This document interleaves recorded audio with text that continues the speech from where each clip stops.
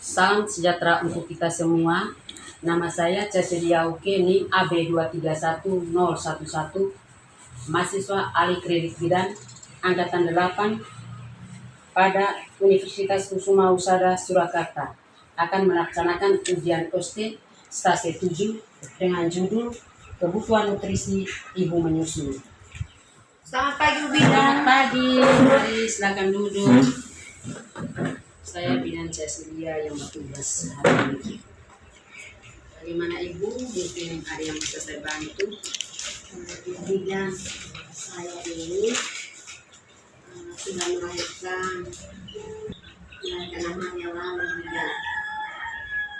Oh iya. Saya ini tidak mau tentang pantangan makanan banyak sekali. Oh, mungkin saya ambil data dulu.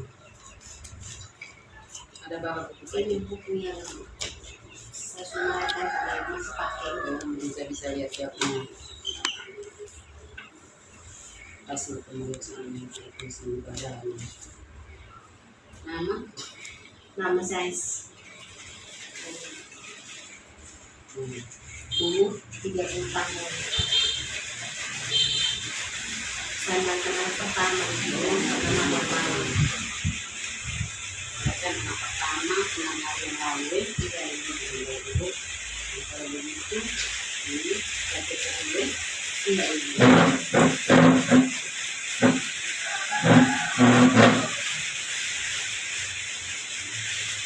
Ini dulu.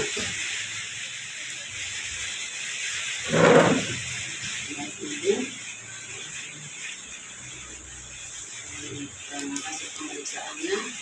Isi 10-70, nadi 80, 36-15 itu pengapasan 24 hari.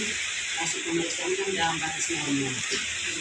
Sudah berapa hari Saya lama yang lalu tapi ada banyak pantangan makanan. yang banyak pandangan dari ibu sendiri atau memang keluarga itu daerah itu yang tidak boleh makan makanan yang Keluarga yang sulit saya. lebih baik itu nanti saya jelaskan. Kebetulan ini nanti penjelasan informasi ini agak panjang, agak lama.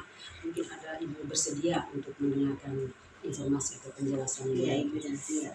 Oke, baik. Selama ini ibu sudah mendengar tentang kebutuhan nutrisi.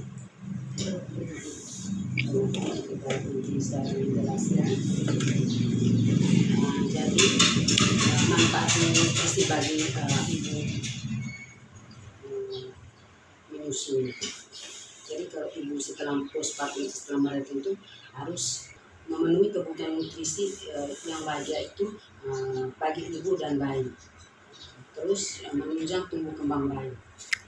Yang berikut mencegah anemi itu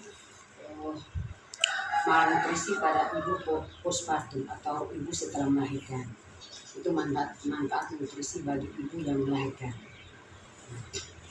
Kebutuhan energi ibu nifas untuk 6 bulan pertama. Jadi 6 bulan pertama itu terjadi perubahan kebutuhan energi sekitar 500 kilokalori per hari. Yaitu ibu nifas 6 bulan pertama ya. Terus yang berikut makan makanan yang beraneka ragam yang mengandung karbohidrat, protein hewani, protein nabati, sayur-sayuran berwarna hijau. Jenis makanan sumber vitamin A. Jadi fungsi vitamin A itu untuk meningkatkan kandungan vitamin A dalam ASI. Bayi lebih kebal dan jarang terkena penyakit infeksi. Kesehatan ibu lebih cepat pulih setelah melahirkan. Jadi kalau setelah melahirkan ibu harus mengkonsumsi vitamin A. Ibu kalau itu hari itu pernah dapat vitamin A merah itu dari bidan. Bidan kasih saya makanan saya diberi 1 kapsul merah paginya, besok hari kasih lagi saya. Jadi ibu harus beli minum vitamin A itu dua kapsul yang berwarna merah.